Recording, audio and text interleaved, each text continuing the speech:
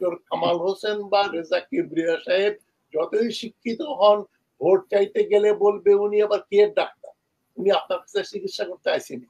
যে কথা যে লোক কথা এই যে লোকগুলো এসব কথা বলে তাদেরকে জনগণ জয় জয় করে জিতিয়ে দেয়। 2018 নির্বাচনের বেলা 12টা পর্যন্ত মির্জা ফখরুল বললেন খুব সুন্দর নির্বাচন হয়েছে। সুতরাং আপনাদের কাণ্ডজ্ঞান সম্বন্ধে আমি সম্পূর্ণ সন্দিহান। আপনারা কি চান আর কি বলেন তার ভেতরে কোনো মিল নাই। এই 28 অক্টোবর যদি আপনারা স্টেজ ছেড়ে দৌড় দিয়ে না পালাতেন তাহলে কিন্তু ওই দিনই সরকার পতন করার যেতে। তারা বলছে ওই পার্টিশন ব্রিটিশরা করেছে, তোমরা তো পার্টিশন করেছো। জয়া চ্যাটার্জির বইতেও আছে, আমার বইতে আমি বলেছি ভারতীয় হিন্দু ভদ্রলোকেরা পার্টিশন করেছে। পার্টিশন মানে কি? ভারতের তো পার্টিশন হয় না। বলে সংবিধান বলে কোনো জিনিস এখন বাংলাদেশে নেই। আপনি যদি বাংলাদেশের সংবিধানকে একটা এখনো বহাল রয়েছে মনে করেন, তাহলে ডক্টর ইউনূসের নেতৃত্বে আপনি যে নামেই ডাকেন, যে সরকার এখন বাংলাদেশে, সেটা সংবিধান পরিপন্থী, 100% বেআইনি। তাতে সংবিধানের একটা বিরাট প্রভিশনকে বেআইনি করে একটা সরকার প্রতিষ্ঠিত করবে, আবার বলবেন আমরা সংবিধানের প্রতি খুবই শ্রদ্ধাশীল। এটা তো হয় না।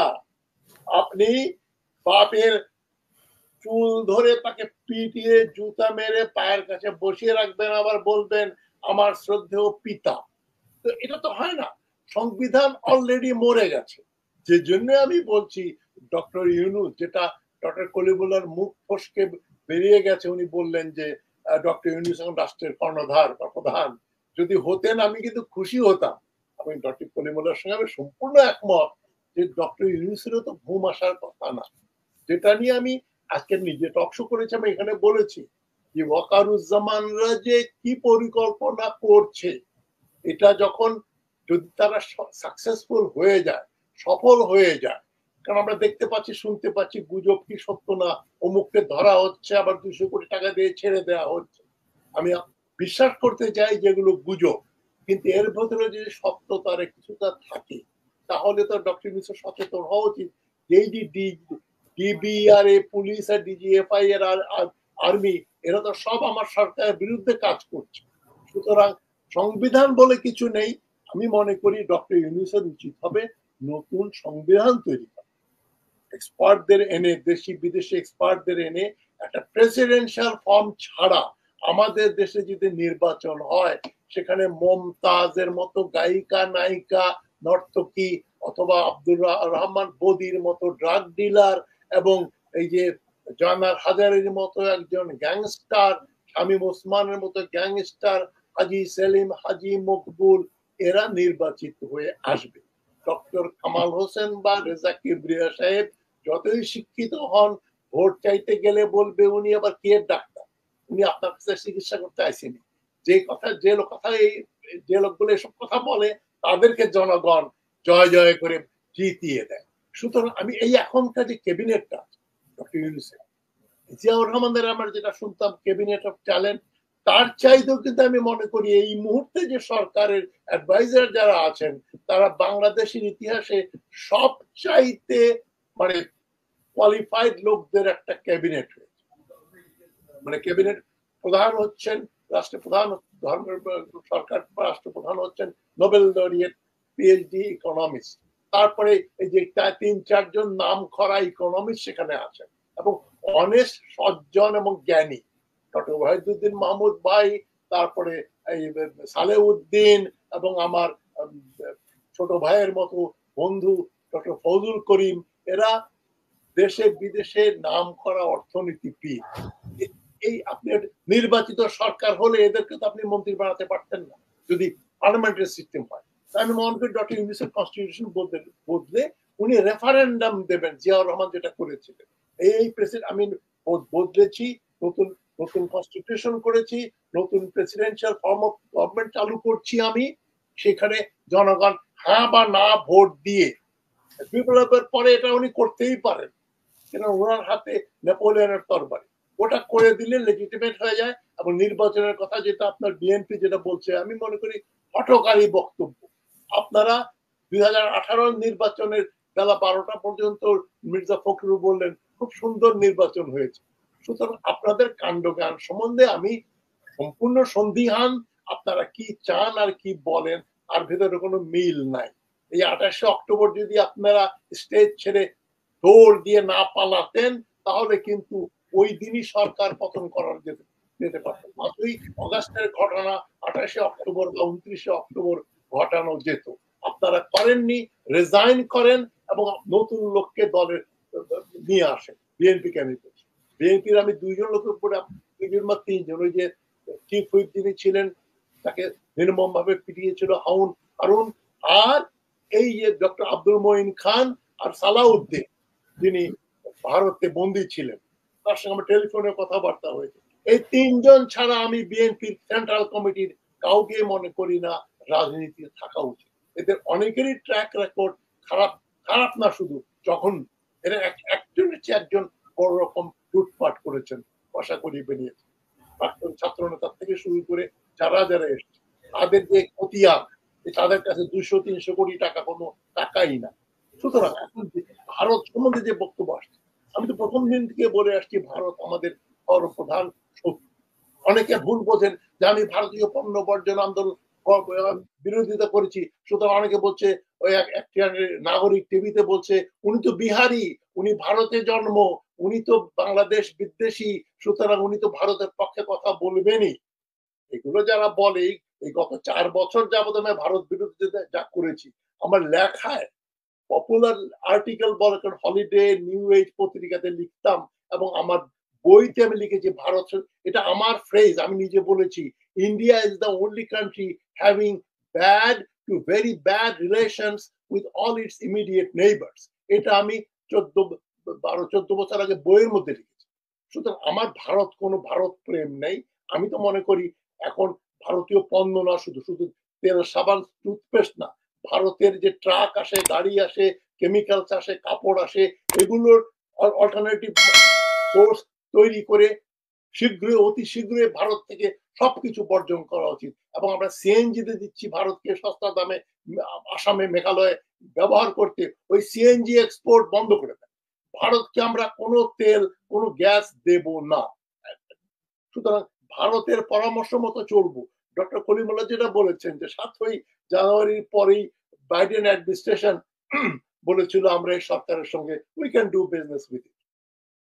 যদিও নির্বাচনটা অবৈধ, আনফেয়ার, ফ্রি না, কিন্তু এদের সঙ্গে আমরা তবুও ব্যবসা করব। এটাই তো দুই রাষ্ট্রের মধ্যে সম্পর্ক হয়।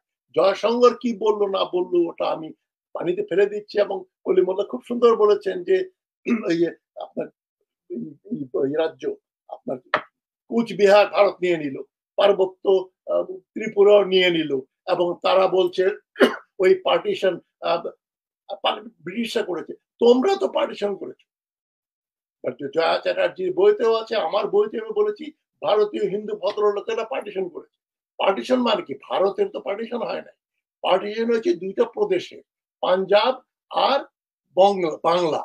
আর কোনো কিছু কিন্তু পার্টিশন হয় নাই। কিন্তু বাংলা বিভাগের জন্য ভারতীয় হিন্দু ভদ্রলোকেরা দায়ী। এটা তো আমি না, শুধু হিন্দু ভদ্রলোকেরা বলছেন, অন্নদাশঙ্কর রায় বলে গেছেন।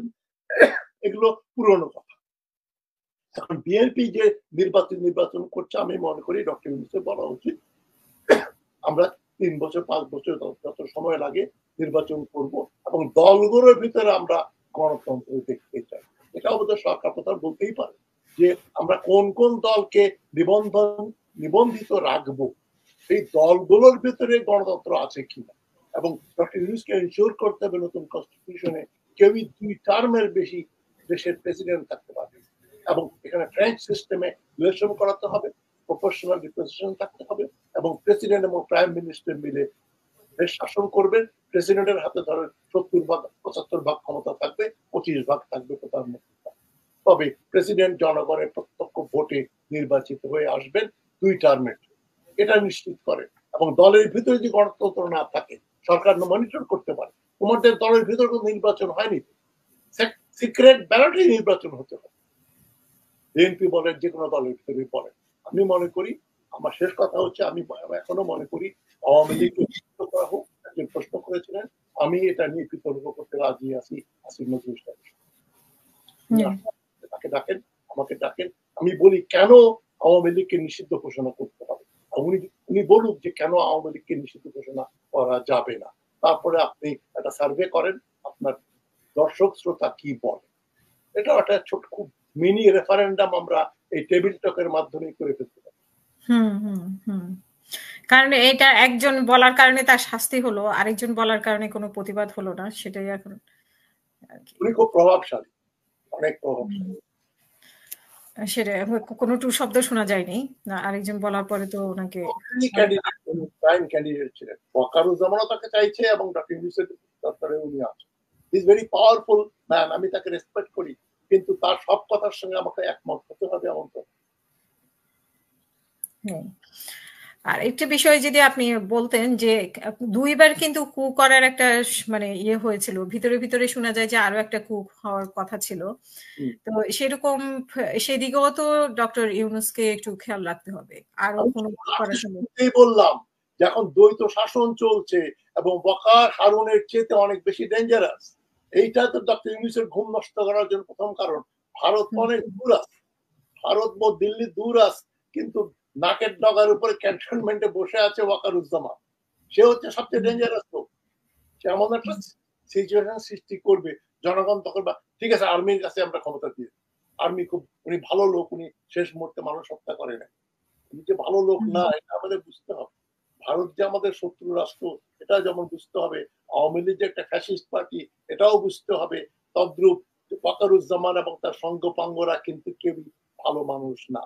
যারা আয়না ঘর চালিয়েছে তাদের এদেরই লোকজন। আয়না ঘরের মেজর জেনারেল এখনো ক্ষমতাধীষ্ঠ রয়েছে ডিজিএফআই, এবং তাদেরই বস ছিলেন ওয়াকারুজ্জামান, এখনো তাদের বস। বসকে না ধরে আপনি বাড়ির দারোয়ানকে জেলে দেবেন, তা তো হয় না। আমি তো মনে করি এখন জিয়াউল হাসানকে ছেড়ে দেওয়া উচিত। ওয়াকারুজ্জামান যদি মুক্ত মানুষ থাকে, জিয়াউল হাসানের মুক্ত জেনারেল হিসেবে চাকরি বেতন টেতন দিয়ে পুনর্বহাল করে রেখে দেন। ডক্টর ইউনূস সাহেব, আপনি যদি মনে করেন যে ওয়াকারুজ্জামানকে রাখা যাবে, তাহলে ওয়াই নট জিয়াউল হাসান। সে মানুষ মেরেছে, মানুষ মারার হোতা ছিলেন ওয়াকার, তার অধীনস্থ জেনারেল তো করেছেন। যে উনি ওয়াকারুজ্জামান তো জানতেন না যে ডিজিএফআই লোক নিয়ে হত্যা করে। যদি জানতেন না যদি বলা হয়, তাহলে আপনি একজন অযোগ্য ব্যক্তি। আপনি সেনাবাহিনী প্রধান, আপনার সেনাবাহিনীর জেনারেল অফিসাররা কি করে আপনি জানেন না, তাহলে তো আপনার সেনাবাহিনীর পদ রেট্রোস্পেক্টিভ ইফেক্টে চাকরি নেওয়া হবে। যেদিন থেকে আপনি জয়েন করেছেন সেদিন থেকে আপনি রিটায়ার। অসংখ্য